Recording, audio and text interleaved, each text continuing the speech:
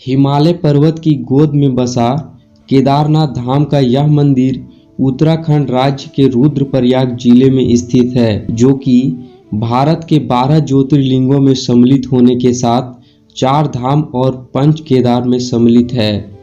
भगवान शिव को समर्पित इस मंदिर की गणना भारत के विशाल मंदिरों में की जाती है। इस वीडियो में आज हम आपको केदारनाथ धाम की संपूर्ण जानकारी देने वाले हैं, तो आपसे निवेदन है कि इस वीडियो को अंत तक जरूर देखें। भूरे रंग के विशाल शिलाखंडों से जोड़कर बनाया गया ये मंदिर एक 6 फुट के ऊंचे चबूतरे पर बना है। 8वीं शताब्दी के इस मंदिर का गर्भगृह काफी प्राचीन माना जाता है। 3 तरफ पहाड़ों से घिरा केदारनाथ धाम का यह भव्य मंदिर, जिसमें एक केदारनाथ पहाड़ जो कि करीब 22,000 फुट ऊंचा है, दूसरी तरफ खर्च कुंड पहाड़ जो कि 21,600 फुट ऊंचा है और तीसरी तरफ भरत कुंड पहाड़ है जो कि लगभग 22,700 फीट ऊंचा है। केदारनाथ मंदिर में सिर्फ 3 पहाड़ों का ही नहीं, बल्कि यहाँ पर मंदाकिनी, मधुगंगा, झीरगंगा, सरस्वती और स्वर्ण गौरी इन 5 नदियों का संगम भी है, जिसमें 3 नदियों का अब कोई अस्तित्व नहीं रहा, लेकिन अलकनंदा की सहायक मंदाकिनी आज भी मौजूद है। 6 फुट ऊंचे चबूतरे पर खड़ा केदारनाथ का यह मंदिर 85 फुट ऊंचा, 187 फुट लंबा और 80 फुट चौड़ा है, जिसकी दीवारें 12 फुट मोटी और बेहद मजबूत पत्थरों से बनाई गई है। हिंदू धर्म की पौराणिक कथाओं में ऐसा उल्लेख किया गया है कि भगवान शिव जहाँ जहाँ स्वयं प्रकट हुए थे, वह स्थान ज्योतिर्लिंग कहलाएं। इसलिए उन 12 स्थान पर स्थित शिवलिंगों को ज्योतिर्लिंगों के रूप में पूजा जाता है, जिसमें उत्तराखंड में स्थित श्री केदारनाथ मंदिर भी भारत के 12 ज्योतिर्लिंगों में से 5वां ज्योतिर्लिंग कहलाता है। श्री केदारनाथ ज्योतिर्लिंग मंदिर भी पौराणिक कथा महाभारत के युद्ध में विजय प्राप्त कर पांडवों से जुड़ी है। प्राचीन कथा के अनुसार हिमालय के केदार पर्वत पर महातपस्वी विष्णु अवतार नारायण ऋषि ने तपस्या कर अपनी इस आराधना से भगवान शंकर को प्रसन्न किया और शंकर के प्रकट होने पर नारायण ऋषि ने उनसे प्रार्थना कर ज्योतिर्लिंग के रूप में सदा वास करने का वरदान मांगा। एक दूसरी कथा के अनुसार ऐसा भी बताया जाता है कि महाभारत के युद्ध में विजय प्राप्त कर पांडव परिवार वालों की हत्या के पाप से मुक्ति पाने के लिए भगवान शंकर का आशीर्वाद पाना चाहते थे, लेकिन पांडव से भगवान शंकर काफी क्रोधित थे। फिर पांडव शंकर के दर्शन के लिए काशी गए, परंतु शंकर उन्हें वहां पर भी नहीं मिले। पांडव शंकर भगवान को खोजते हुए हिमालय पर्वत पर आ पहुंचे। उन्हें शंकर भगवान वहां पर भी नहीं मिले।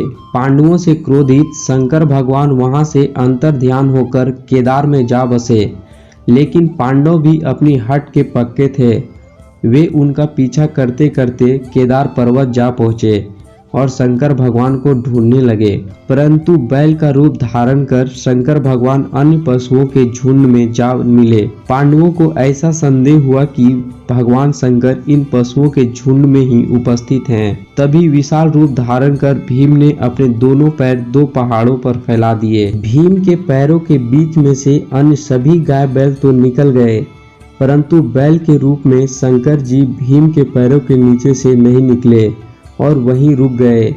तभी भीम ने अपनी पूरी ताकत से बैल को पकड़ लिया, लेकिन बैल भूमि के अंदर समाने लगा। भीम ने अपने बल से बैल की पीठ को पकड़ लिया। भीम की ताकत और श्रद्धा भक्ति देख भगवान शंकर ने पांडवों को दर्शन देकर उन्हें पाप मुक्त कर दिया। उसी समय से बैल की पीठ की आकृति वाले पिंड के रूप में भगवान शंकर श्री केदारनाथ धाम में पूजे जाते हैं। केदारनाथ में 16 जून 2013 की रात आई उस आपदा ने वहां पूरे इलाके को तहस नहस कर दिया था। इस आपदा को देखकर वहां के स्थानीय लोगों की रूह कांप गई थी। इस आपदा में करीब 6,000 से ज़्यादा लोग मारे गए थे और 5,000 से अधिक लोग लापता हो गए। वहां के कई ग्रामीणों की भूमि बाढ़ में पूरी तरह क्षतिग्रस्त हो गई। केदारनाथ में लगभग सभी भवन और होटल का नामो निशान मिट गया था। देश और राज्य की मिलिट्री सेना और पुलिस कर्मियों ने इस यात्रा मार्ग में फंसे करीब 1,20,000 यात्रियों को हेलीकॉप्टर की सहायता से बाहर निकाला था। यहाँ की कई नेशनल और स्टेट हाईवे पूरी तरह से क्षतिग्रस्त हो गए थे। इस आपदा से पहले केदारनाथ जाने वाला पैदल मार्ग गैरिक कुंड से रामबाड़ा की ओर होकर जाता था, लेकिन मंदाकिनी की इस आपदा से रामबाड़ा का अस्तित्व ही मिट गया और यह रास्ता भी आपदा की भेंट चढ़ गया। 2014 से यात्रा का रास्ता बदल गया, लेकिन 2017 में केदारनाथ का पुनः निर्माण कार्य किया गया और अक्टूबर 2018 तक इस कार्य को पूरा करा दिया गया। उत्तराखंड के 4 धामों में से एक केदारनाथ धाम की यात्रा हर वर्ष आयोजित की जाती है।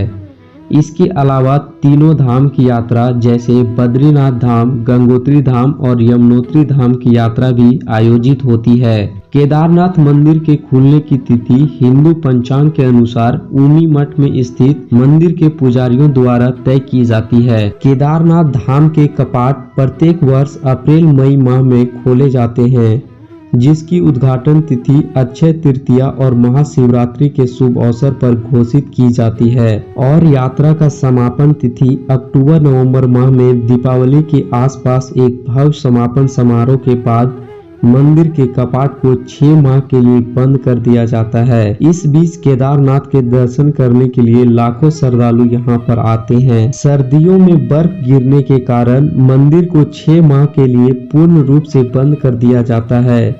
इस बीच भगवान शिव की पूजा उमी मठ के मंदिरों में की जाती है। सर्दियों में बर्फ से ढके पहाड़ उत्तराखंड की 4 धाम यात्राओं को बंद होने का संकेत देते हैं। दोस्तों, कैसी लगी वीडियो हमें कमेंट करके जरूर बताना। वीडियो अच्छी लगी तो एक लाइक जरूर देना। चैनल आपने सब्सक्राइब नहीं किया तो प्लीज चैनल को सब्सक्राइब करके बेल आइकन दबा लेना। Thank you guys.